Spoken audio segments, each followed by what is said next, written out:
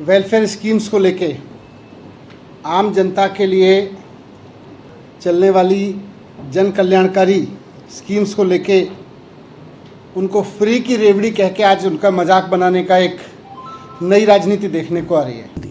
और आप जानते हैं एडवर्टाइजमेंट कितने का किया? किसी ने आरटीआई किया था तो आरटीआई का रिपोर्ट आया, घबरा जाएंगे आप सुन करके।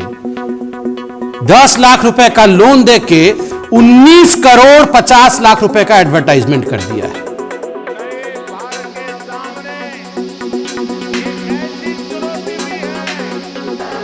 आजकल हमारे देश में मुफ्त की रेवड़ी बांटकर वोट बटोरने का कल्चर लाने की भरसक कोशिश हो रही है। ये रेवड़ी कल्चर देश के विकास के लिए बहुत घातक है।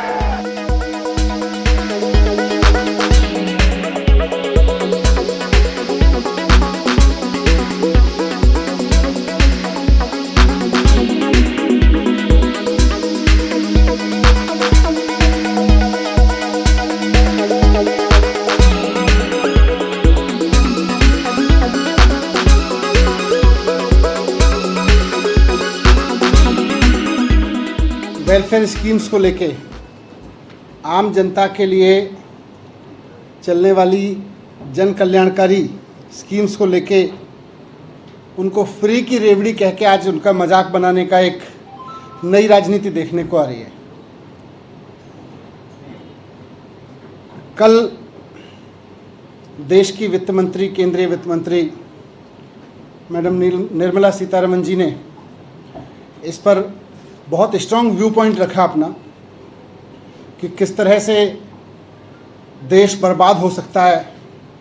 उन्होंने देश को डराने की कोशिश की कि अगर ये जन कल्याणकारी योजनाएं चलती रहीं, अगर सरकार जनता के टैक्स के पैसे से, पता नहीं उनका डेवलपमेंट का क्या परिभाषा है, बट अगर सरकार जनता के पैसे को सो कॉल्ड डेवलपमेंट में नहीं खर्च करेगी और ये लोगों के वेलफेयर पे खर्च करती रहेगी तो देश बर्बाद हो जाएगा।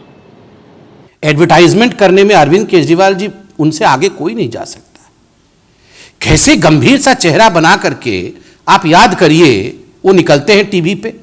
सुबह टीवी ऑन करिएगा तो केजरीवाल जी आपको नजर आएंगे, दोपहर को केजरीवाल जी और शाम को भी, मतलब पूरा दिन टीवी पे रहने वाले केजरीवाल जी कैसे पैसा खर्च करते हैं, मैं आपको एक उदाहरण दे रहा हूं। पूरी की पूरी देश की गवर्नेंस में अब 2 मॉडल सामने आए हैं। एक मॉडल है जिसमें सत्ता में बैठे लोग अपने दोस्तों को, अपने परिवार के लोगों को मदद पहुंचाते हैं, उनको हर तरह की मदद करते हैं। वो दोस्तवाद का मॉडल है।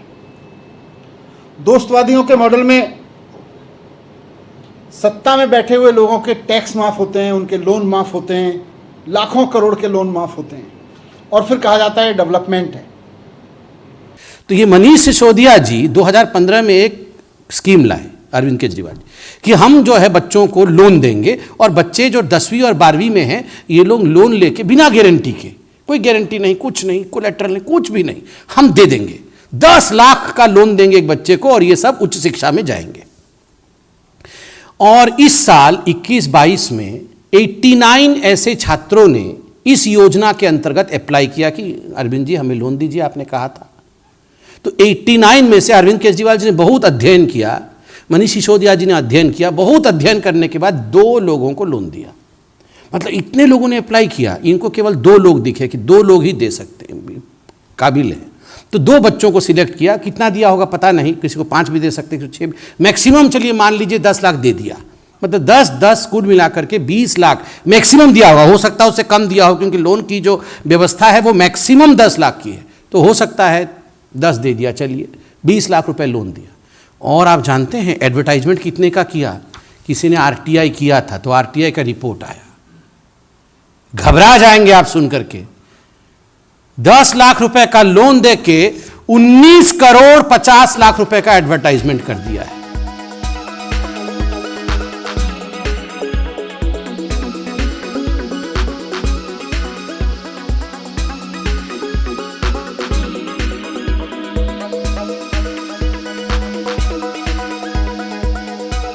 All I can say is Arvind Kejriwal is not seen as chief minister today as a lie ministers, because he keep lying from time to time.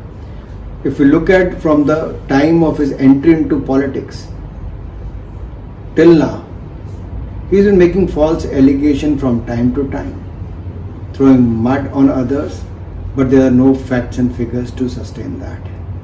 Let me just say one thing. Here during the COVID time, we had provided free vaccine, which was need of the hour.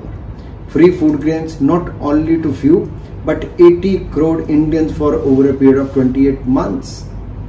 On the other hand, it was Arvind Kejriwalji's government who pushed the poor out of Delhi, created fear among them, made them move to their villages.